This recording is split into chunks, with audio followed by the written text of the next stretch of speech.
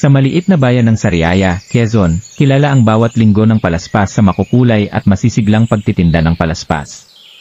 Ngunit para kay Aling Rosa, isang 68 taong gulang na balo, ang tang ito ay puno ng pagdurusa.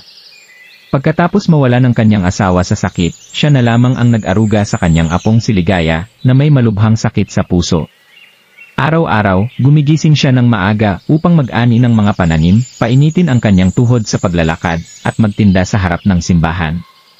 Ngunit dahil sa pagdami ng mas batang tindera, at bigla ang pag-ulan na sumira sa kanyang paninda, halos wala ding bumibili sa kanya. Nakatungo si Aling Rosa sa kanyang maliit na kariton, ang mga palaspas na pinagpaguran niyang gawin ay nakabunton-bunton pa rin, tila walang galaw. Ang lamig ng hangin ay waring kumakapit sa balat niya, ngunit mas nanigas ang kanyang puso nang makita ang barya-baryang naiwan sa kanyang alkansya. 10 piso lamang, hindi sapat kahit para sa isang boteng gamot ni Ligaya. Pasensya na, apo, bulong niya sa hangin, waring humihingi ng tawad sa apo niyang nakaratay sa kanilang kubong barong-barong. Habang itinutulak niya ang kariton pauwi, dumaan siya sa tapat ng simbahan. Nakatingin siya sa mga bakas ng yapak ng mga tao sa lupa, mga bakas ng masasayang pamilyang may daladalang palaspas na binili sa mas batang tindera. Bumulong siya sa sarili, bakit kaya ako na lang ba ang laging palpak? Bigla siyang napatigil nang maramdaman ang kirot sa kanyang tuhod, ang dating sugat mula sa pag-akyat sa puno ng lubi noong nakaraang linggo. Pagod at hapong-hapon nang makarating siya sa kanila, pagpasok niya, agad niyang narinig ang mahina at putol-putol na ubo ni Ligaya. Lola, gutom na ako, hinaing ng bata, ang mga labi maputla. Napahawak si Rosa sa dibdib, wala siyang makain maliban sa tirang kanin at asin. Habang pinapakain niya ang apo, pinilit niyang hindi umiyak nang maramdaman ang init ng lagnat sa noo ni Ligaya. Bukas, apo, bibili tayo ng masarap, pilit niyang ngiti, kahit alam niyang imposible. Nang makatulog si Ligaya, lumabas si Rosa sa likod bahay. Sinilip niya ang buwan na parang nanunumbat. Juan, kung nandito ka lang sana ang hikbi sa pag-alala sa yumaong asawa. Hinawi niya ang damo sa maliit na altar niya kay San Isidro, ang patron ng mga magsasaka. Di ko na alam ang gagawin. Saan ako nagkulang? Niyakap niya ang sarili, ang mga luhay wala nang pigil. Hindi ko kayang mawala siya. Hindi pa siya handang umalis. Bigla, napatingin siya sa mga palaspas na naiwan sa kariton. Hinagis niya ang isang bigki sa lupa, para saan pa kayo, ang tinig na puno ng puot sa sarili. Ngunit pagkatapos, agad siyang napaluhod at pinulot ang mga ito, pasensya na wika nito sa mga dahon na wala namang kasalanan. Sa ilalim ng liwanag ng gasera, ang kanyang mga kamay ay nanginginig habang pinagdurugtong ang mga nasirang palaspas, sakripisyo pa rin, kahit alam niyang walang patutunguhan. Bumalik siya sa loob at niyakap si Ligaya, ang hininga ng bata ay parang hinihila siya pababa sa kawalan. Hindi kita pababayaan, hindi, anya, habang pinipigil ang panginginig ng boses. Sa labas, umuulan ng malakas, tila ang langit mismo ang umiiyak para sa kanya. Isang umaga, habang naglilinis ng palaspas sa tabi ng ilog, may narinig siyang mahinang pagtangis. Nakita niya ang isang matandang babae na nadulas sa putik. Walang pag-aatubili, tinulungan niya ito kahit nagmamadali siya. Idinampi ng matanda ang kanyang kamay sa mga palaspas at bumulong, ang iyong kabutihan ay babalik sa iyo ng paulit-ulit. Pagkaraan, biglang nawala ang matanda, at ang palaspas ni Rosa ay naging luntiang parang bagong ani, kahit ilang araw na itong natuyo. Kinabukasan, nagtinda si Rosa sa simbahan.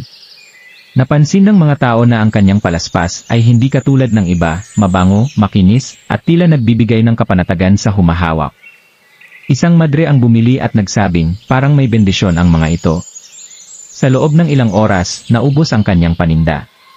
Bumalik ang mga mamimili, dala-dala ang kwento ng swerte, at milagro na dala ng palaspas niya. Kahit ang mga taga-Maynila ay dumayo para bumili, anila'y nakapagpapagaling raw ito. Maaga pa'y puno na ng tao ang kariton ni Aling Rosa. Nakapila si Nanay Luz, isang madring may dalang may sakit na anak na lalaki, na nooy inuubo sa kanyang kandungan.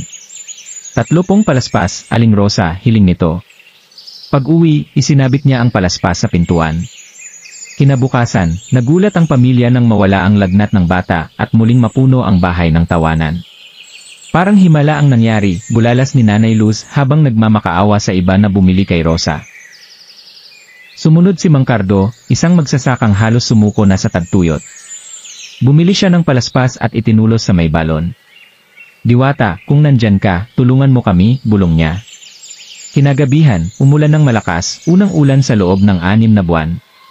Nagkayakapan ng mga magbubukid sa bukirin, pasasalamat sa palaspas ni Rosa, na sinabing regalo ng langit. Dinampot naman ni Jomar, isang kolehiyong walang pambayad ng matrikula, ang huling palaspas na natira. Sana pumasa ako sa scholarship exam, hiling niya bago ito isingit sa bahay at inipit ang piraso ng palaspas sa kanyang notebook. Pagkatapos ng pagsusulit, nalaman niyang siya ang top scorer at libreng makakapag-aral sa Maynila. Kay Aling Rosa ko to utang pagtatapat niya sa lokal na radyo na nagpaugong sa buong bayan.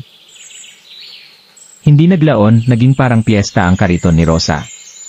May matandang lalaking nakalakad ng matuwid pagkatapos hawakan ang palaspas. May mag-asawang nagkaanak matapos ang 10 taon, at pati isang negosyanteng nalugmok noon ay biglang nakakuha ng puhunan. Bendisyonan mo po ako, Aling Rosa, pakiusap ng isang binata, na tila siya na ang bagong santo. Nakatayo sa tabi ng lola si Ligaya, ang dating maputlang apo, na ngayon nakangiti at may kulay sa pisngi. Lola, para po tayong may magic, bulong nito. Pinitik ni Rosa ang noo ng apo, hindi magic, apo. Yan ay biyaya ng langit sa mga taong naniniwala. Habang papalubog ang araw, may naramdaman siyang mainit na haplos sa kanyang balikat. Lumingon siya, wala naman. Ngunit sa malayo, parang nakangiting kumindat ang anino ng matandang babaeng dati niyang tinulungan. Sa hangin, may narinig siyang bulong, ang kabutihan mo'y alabin pa ng marami. Nang magsara ang kariton, ang alkansya ni Rosa ay punong-puno, pero mas puno ang kanyang puso. Bukas, magluluto tayo ng pansit para sa lahat, saad niya sa mga taong humahanga sa kanya. Sa likod ng simbahan, ang mga palaspas ay tila sumasayaw sa ihip ng hangin, nagpapaalala, ang tunay na biyaya ay nagmumula sa pag-ibig. Nang maipagamot ni Rosa si Ligaya at mabayaran ang mga utang, hindi niya nakalimutan ang tulong ng diwata. Ipinamahagi niya ang kita sa kapwa niya maralita at tinuruan ang ibang tindera ng tamang paggawa ng palaspas. Ang dating kupas na kariton niya ay naging munting tindahan na pinupuntahan kahit ng mga turista. Ayon sa mga chismis, ang diwata raw ng ilog ay patuloy na nagbabantay sa kanya dahil kahit tag-ulan, laging sariwa ang kanyang palaspas. Hanggang ngayon, kilala pa rin si Aling Rosa bilang ang mutya ng Sariaya.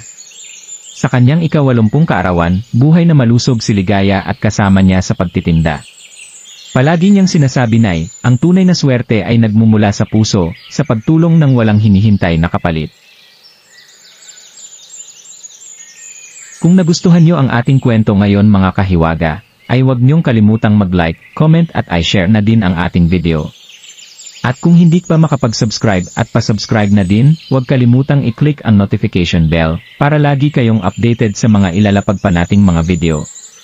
Kung mahilig naman kayong makinig ng mga nakakatakot na kwento, ay imbitahan ko lang kayo sa channel ni Sir Vic sa Ang Pahina Horror Stories. Ilalagay ko na lang sa comment section ang link ng kanyang channel. At hanggang dito na lang muna ang ating kwento, dito sa Mahiwagang Kwento ni Lolo.